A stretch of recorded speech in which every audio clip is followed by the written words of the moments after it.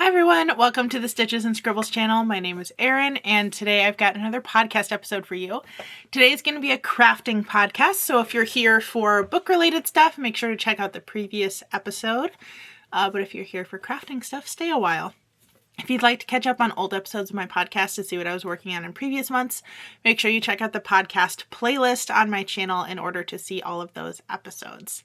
But thanks for joining us today. So diving into crafting things, I do have a couple crafting goals that I wanted to talk about for 2025.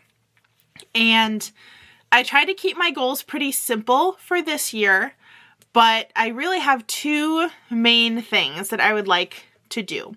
The first big goal is to finally finish my Taylor Swift sock series, which has had a few kind of sad developments to it. I do want to finish the videos here on YouTube so that I have made a pair of socks for every album, but I've encountered a couple issues. So one, I still wear my Bejeweled socks, and I did wear my debut socks all the time. I cannot find my Fearless, Lover, or 1989 socks anywhere in my house. We haven't moved since I made those. They should be here somewhere, and I cannot find them. And we also haven't done any clothing donations in the last couple months. So I genuinely cannot figure out where they are. They're lost somewhere in this house, which means that I haven't been able to wear them. And then my debut socks, really sadly, got left in my laundry, and I thought I was going to pick them out, and then I didn't, and they ended up getting washed, and they felted. So those socks are no longer wearable. They felted to a really small size, and can't wear those anymore. So I'm glad that I made the video, because then I kind of have notes on what I used for the stitch pattern. So I might have to recreate those someday, as well as the other 3 pairs of socks if I can't find those. But I do have my Bejeweled ones and my Folklore ones, as well as the 5 other albums that I have to make. So since, actually by the time this video comes out, you will have already seen my Speak Now socks, I believe. Yes, you will have already seen my Speak Now socks. So I can show those when we get to finished objects. So yeah, my first big goal is to finish my Taylor Swift socks. That might include reknitting a couple pairs of them so that I still have them. But that's okay. And hopefully those other 3 pairs of socks will turn up somewhere in my house. I cannot think of where they would be. And it's weird that I lost 3 of them. And I know that they were all sitting together for a while because I showed them in videos, and I filmed those 3 pretty close back to back. So they were sitting on my counter down here for a while, and I don't know where they went after that. So hopefully I can track those down at some point. I kind of have a feeling they maybe ended up in with my Renaissance Fair costumes. Don't really know why they would have gone there, but that's the only big cleanup I was doing at the same time that might overlap with that. So hopefully I can find those. My second goal for 2025 is to get into color work again. So I experimented over the last couple years with mosaic crochet and mosaic knitting as forms of color work. I also tried to do the Holiday Doodle Cowl by Jamie Lomax or Pacific Knit Co. And even though I wear that cowl all the time during the holiday season, I wasn't super happy with the quality of my color work knitting. So I would like to start that again. I do have plans for one of my Taylor Swift socks to be color work. It'll probably be a mosaic knit cuff, just to give mosaic knitting another try. But then my other idea is to do another doodle cowl or doodle scarf, but pick one of the simpler ones and to do it in tons of colors and make it really long. So it'll probably be a fairly big project, but I want to do at least 3 color work projects this year. So that's 2 of them that I already know what I'm going to do. The other one I'm leaving kind of up in the air. I am leaning towards knitting color work as my third one, but I do think it would be fun to try tapestry crochet as well. So that one's still kind of up for debate. But those are my crafting goals for 2025. I might add some more as the year goes on, but those are really the only ones that I'm concerned about right now. I am trying to keep my crafting manageable for 2025 in that most of the projects I make, I will be doing some sort of a vlog on them just to keep the production of videos and the production of objects kind of moving. And it's easiest when I double up on those. I generally struggle when I have a timeline for a project and I'm trying to film a video on a different project at the same time. I have trouble balancing that. So I'm definitely trying to focus on kind of double dipping on everything so that I get a video out of every project if I can. Obviously, there are going to be some exceptions to that. Some projects that are just really big and ongoing won't get their own videos. They might get little like short form content update type things. But yeah, those are the goals for this year. Let's dive into some finished objects first.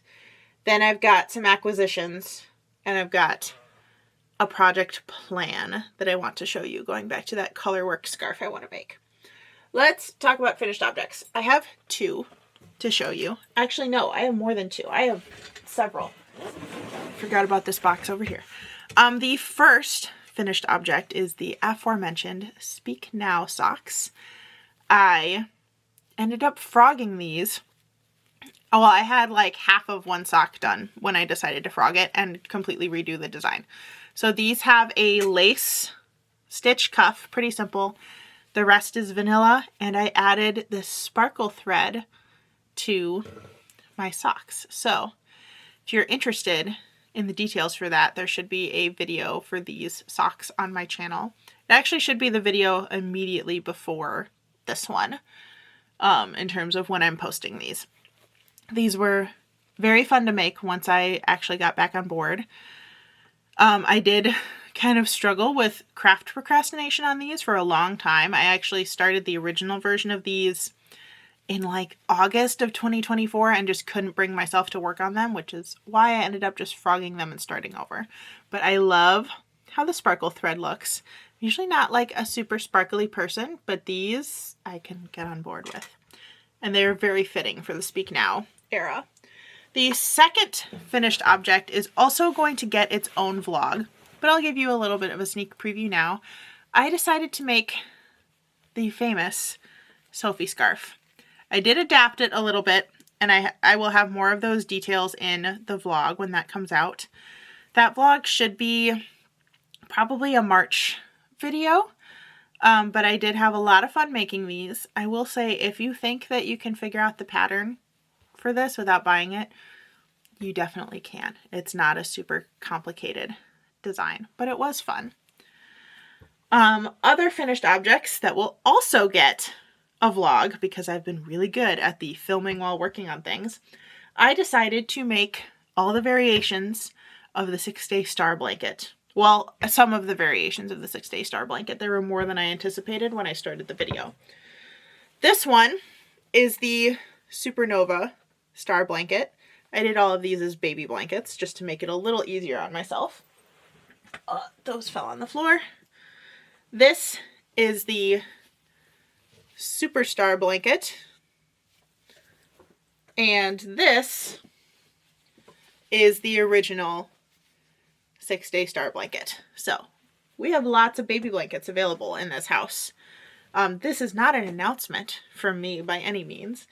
But I'm glad I did that, because I have had 3 pregnancy... 3? Maybe it's just 2. I think just 2 pregnancy announcements amongst my friends and family members in the last week. So I'm now ready with all those baby blankets. Let's dive into whips, because I do have a couple of things that I am sort of actively working on. I've been taking a break from some of my bigger projects lately to focus on video projects. So going back to Sophie scarves, I am knitting a second one. This is in kind of a pinky beige with pops of color, because why make just one when you can make many? This one I will probably finish in time to wear for a Valentine's type party. Very excited about that. What's my other whip that I've been working on? I guess just my blanket. I've been pulling that out every so often. But I started this wool blanket, I believe, before the last podcast. It's a very simple star blanket pattern from Bella Coco. I can't work on this one for super long because it smells like sheep. I will need to wash it when it's done and give it a better smell. But that's kind of my background project. I think those are really the main ones I'm working on. I have another like crocheted cowl. It's actually the same pattern as my Hello Weekend cowl that I posted a couple months ago. That's going in a bag somewhere upstairs, but that's my like grab and go project, which was also something new I added to my routine this year, is just having a project that I don't work on consistently, but just kind of lives by the front door in case I'm going to a happy hour or to some event where I know that I'll be sitting for a long time, going to somewhere with a waiting room, so that I always have a project that can kind of be grabbed for an on-the-go situation. And so far that's been working out pretty well, but I don't work on it very frequently, so there's not a lot of progress on that. That'll probably be the type of project that only gets shown on this channel as like a finished object.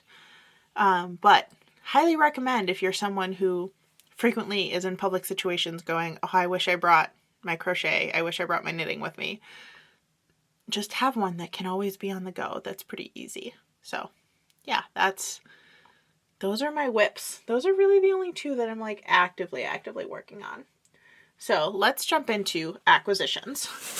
Like so many other people, I did a little bit of a panic buy at Joann.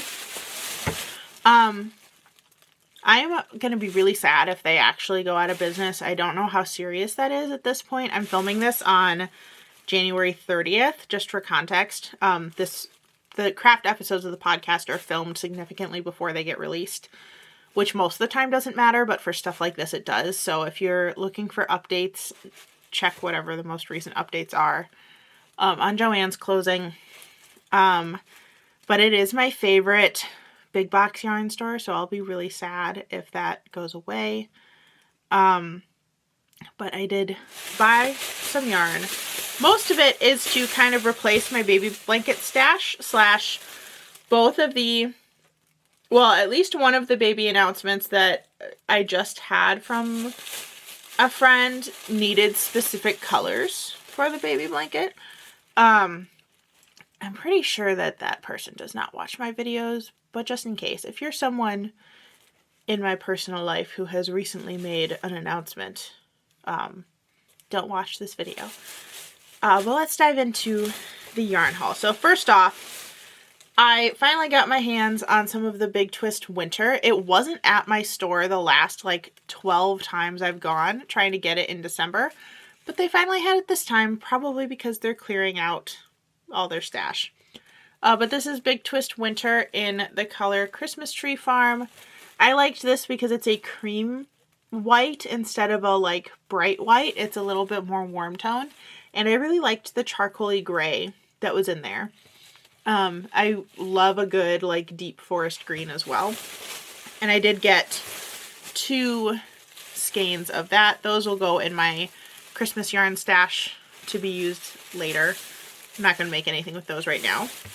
Then I got some baby blanket yarn just because I used up so much doing the star blanket video that I wanted to kind of replace some of mine.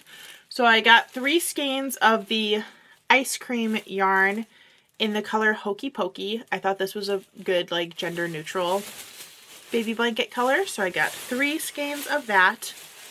And then for my other baby blanket that I purchased for the parents, both went to a university that has blue and orange as their colors, and they do everything themed for that university. So I got Big Value Big Twist Value in white, in orange, and in Varsity Navy Blue to make a star blanket in that university's color scheme. So it was a fun trip at Joann's despite the sad feeling of this might not be here for much longer. But yeah, leave a comment down below if you are also sad that Joann's might be no longer. Hopefully by the time this video comes out, that situation will have changed, but I kind of doubt it at this exact moment in time. That was that acquisition. In addition, I also went to a local yarn store near me. I went to Fiberwood Studios because I went in for one thing. It was actually the needles that were on my Sophie scarf that I was working on.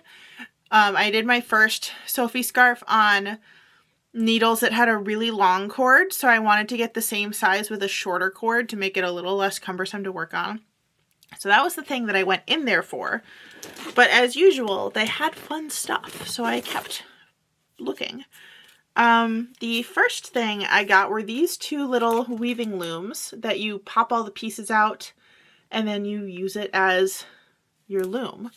I thought this was a really cool idea. I also thought that this was a great size to make like a mug rug or a coaster, and that this could make a cute little bookmark or something. But mostly I was just kind of intrigued by the idea of like a loom that goes completely flat when you're not using it. And then of course I got some yarn. The first one I got is the Barocco Summer Sesame in color number 5260. It does not have a color name, but it's olive green, kind of golden yellow, light blue, and this is 47% cotton, 44% acrylic, and 9% nylon. 3.5 ounces, 295 yards. Don't know what I'm going to use it for. Maybe a Sophie scarf, like a nice cottony, summery one. The next skein of yarn I got, ooh, that one tumbled around a little bit, is Barocco Medina in the color 4792. This is 37% cotton, 36% acrylic, and 27% viscose. It is 3.5 ounces and 295 yards, so about the same as the other one, just balled up very differently. This one has some like blue-gray, some orange, some red fuchsia, tiny bits of like lavender. I just thought that this was a really fun summery yarn. Then the last one I got is a Zauberball Crazy from Schopel yarn. This is, I think the color is called Camouflage, but I'm not sure because the label is in German. Let's see if any part of this label is in English. Not that part. Okay, so I don't know. The color might just be 1153 as the number. It might also be called Camouflage. I don't know. But this is 100 grams. I'm guessing it has to be 400 meters because I think it, or 400 something yards because it is sock yarn, and that's pretty typical. Might be 450 grams. And I believe it's 75% wool and 25% polyamide. I think that's what it says. I don't know, but I thought the colors were very pretty. It's teal, royal blue, orange, and some like grays and whites in there. Also a very fun color. This might end up being socks. I don't really know. That's it for hauls. And then there was one more thing I wanted to show you. So for the last couple years, I have done a birthday cast on for myself where I pick a project that is fun just for me and cast on my actual birthday. And this year, with one of my goals being to do color work, I decided that I want to do another doodle cowl by Jamie Lomax and really take the time to slow down, work on my color work technique. I did pick her easiest doodle cowl set, which I believe is just called the striped doodle cowl. It's all 2-color patterns. It doesn't make any like crazy complex designs or anything. They're all like very simple geometric patterns. And usually when I do a birthday project, it has to have lime green and purple somewhere in it. For some reason, those are just birthday colors to me. And also like shades of pink, teal, blue, generally like bright, vibrant colors, but it has to have at the very least the lime green, if not lime green and purple. So to do that, I pulled a couple yarns from my collection that I want to combine all of them into one project. So the big skein, well, I guess I have 2 big skeins for this, but one of them I'm not sure if I'm going to use or not. The first one is Emma's Yarn Practically Perfect Sock in the December 2024 Sock Club colorway, which has mostly bright greens, but with teal, pink, a little bit of red, some like olivey tones, some white, just general bright fun colors. The other big skein that I have that's a full skein, I believe this was one of the Yarn Bee hand-dyed yarns in like a dark blue. I don't know yet if I'm going to use this one. I might only use this if I need a higher contrast color. But then I'm also using all of these mini skeins from Emma's Yarn that I purchased with this one. But I'm also combining another set of minis that I got a while ago. I wound them all up into a cake just for storage purposes, and I think because I was about to use it for a project that I decided against. But I thought all of those colors together gives me a lot of options for color work, but I thought that the dark blue might just add a little bit more contrast. So this will probably be my birthday cast on. So by the time, so you'll probably see that as one of my whips for next month's podcast. It won't get its own dedicated video. It might be something that I post as short form content or do like little updates on it, but I'm not sure yet. I kind of wanted this to just be a project where I slowed down and focused on working on color work. But I think that is it for this video. That was a lot of stuff to go through in 20-something minutes.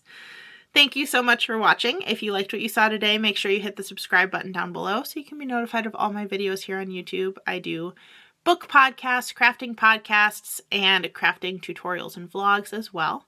If you want to follow me on other social media sites, that information will be in the description box below. Thanks again for watching, and I'll see you in the next one. Bye, everyone.